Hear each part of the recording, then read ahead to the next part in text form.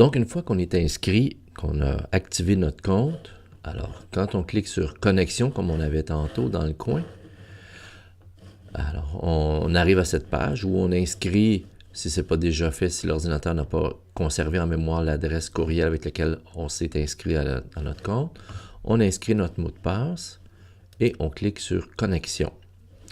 Là, on revient donc à la page Google, mais vous allez voir soit un avatar ou votre photo, si vous avez décidé de mettre votre photo pour le compte. Alors, toutes les applications reliées au compte Google se retrouvent ici, dans cette où il y a les 9 petits points, c'est marqué « Applications ». Et celle qu'on va regarder, c'est Google Drive. Google Drive, c'est un serveur donc de fichiers qu'on peut partager avec les gens qu'on veut, tout simplement. Et les gens qui partagent avec nous, ben à ce moment-là, les dossiers qui sont partagés avec nous sont visibles donc dans notre Google Drive. Alors, pour créer un dossier, c'est simple. Vous avez le bouton « Créer » ici. Alors, je fais « Créer un dossier ».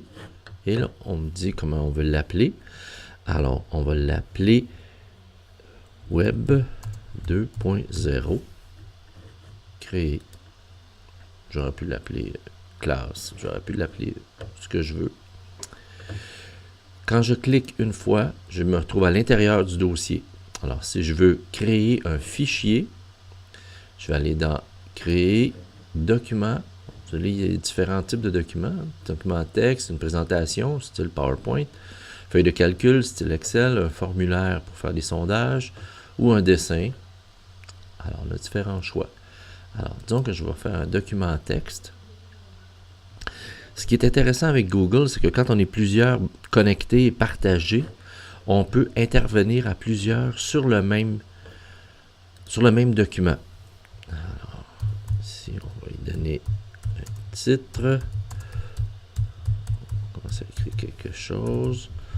Bon, puis là, on peut être plusieurs à travailler et à trouver les informations pour pouvoir donc compléter le travail si on est en équipe, etc. Et ça se fait, les modifications, l'enregistrement se fait de façon automatique.